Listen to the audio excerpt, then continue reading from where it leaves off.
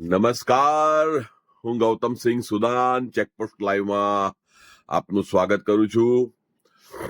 આજે એક ખૂબ જ અતિ ગંભીર બાબત માટે હું આજે આપની સમક્ષ રજૂ થયો છું.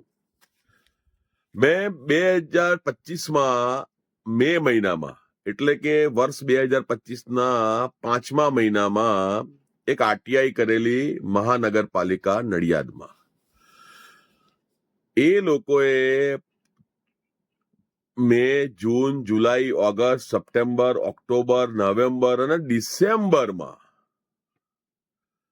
5મા મહિનાનો આરટીઆઈ નો કરેલો એમણે જવાબ ડિસેમ્બરમાં 6-7 મહિના પછી મને એમણે આ મોકલ્યો છે. અને એમાં એવું લખ્યું છે કે તમારી તમે જે રજૂઆત કરી છે આરટીઆઈમાં તે અમને સમજણ નથી પડતી, અમને સમજમાં નથી આવતી. તો એમને સમજમાં નથી આવતી એ બાબતનો જવાબ 6 મહિના પછી એમણે ડિસેમ્બરમાં આપ્યો. અને કે તમને નારાજ હોય તો અપીલ કરો, આમ કરો, તેમ કરો. એટલે અપીલ કરીએ એટલે પાછું બીજી 6 મહિના એટલે 2026ના ડિસેમ્બરમાં વર્ષ પછી એનો જવાબ આવશે કે ભાઈ તમારી વાત અપીલ બી સમજણ નથી પડી એટલે અમે જવાબ નથી આપ્યો. અરે મહાનગરપાલિકાના અધિકારી શ્રીઓ, માહિતી અધિકારી શ્રી, તમે શું કરો છો એ તમને ભાન છે ખરું? તમને ખબર છે તમે આ કેટલો મોટો ગુનો કરી રહ્યા છો? તમને એ બાબત ખબર નથી પડતી તો તમે મને 10 દિવસમાં 15 દિવસમાં તમે મને તરત કાગળ લખો કે ભાઈ અમને તમારી બાબત સમજણ નથી પડી, ફરીથી તમે અમને મોકલો. પણ તમે 6-7 મહિના પછી કરો છો એનો મતલબ કે તમે ગુનાહિત કૃત્ય કર્યું છે. તો તમે 6-7 મહિના પછી ધીમે ધીમે જવાબ મળે. તમે કઈક ગડબડ ગોટાળો કરેલો છે તો જ તમે આ રીતે જવાબ મોકલો, બાકી મોકલો નહીં. તો શું આ બાબતે માનનીય મુખ્યમંત્રી શ્રી ભૂપેન્દ્રભાઈ પટેલ સાહેબ, આપને નમ્ર વિનંતી છે કે આ મહાનગરપાલિકાના અધિકારીઓને આજે અહીંયા નડિયાદમાં છે ને પેલી શું કહેવાય, તમે પેલું નતું ગયા 2 વર્ષ પહેલા કહીને ગયેલા કે અહીં ખેડા જિલ્લામાં કીટલીઓ બહુ ગરમ છે. અહીંયા સાહેબ ખરેખર ગરમ છે. અહીં કીટલી નહીં, અહીંયા ગેસ સ્ટવ, મોરસ, ચા કીટલી, ચા આપનારો, ચા વેચનારો, ચા આ બધું ગરમ છે. અહીં નડિયાદમાં સાહેબ એકવાર આવીને રાઉન્ડ મારો.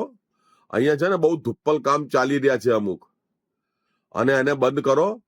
અને આ તમારી સામે હું જ પોતે ઉદાહરણ છું. આ રહ્યો મારી પાસે પ્રૂફ કે એમણે 5-6 મહિના પછી જવાબ શું આપે છે કે અમને તમારી બાબત, તમે જે માંગણી કરી છે, વિગત માંગી છે એ અમને ખબર પડતી નથી.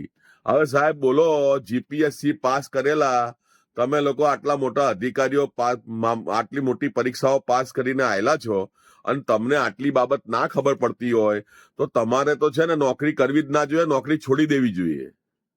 જો આ તમને સમજણ ના પડતી હોય તો નાના છોકરાને પણ સમજણ પડે. મારી વાતનું ખોટું લાગ્યું હોય તો ટિફિનમાં 2 ભાખરી વધારે મંગાઈ લેજો ને ખાઈ લેજો બપોરે, બરાબર છે? નહીં તો તમે કહેતા હોય તો આ મૂળાની સિઝન ચાલે છે, પંજાબના પેલા મૂળાના પરાઠા તમને મોકલી આપું, પણ એ મૂળાના પરાઠા તમને ફાવશે નહીં.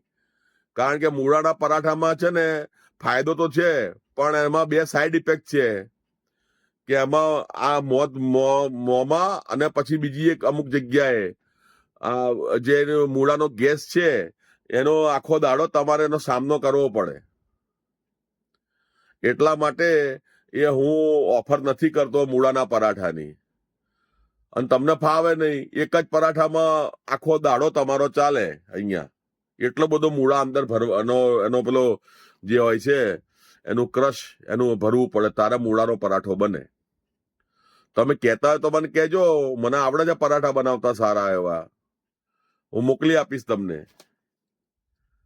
પણ એની સાઈડ ઇફેક્ટ છે. હા, ગેસનો પ્રોબ્લેમ થાય છે.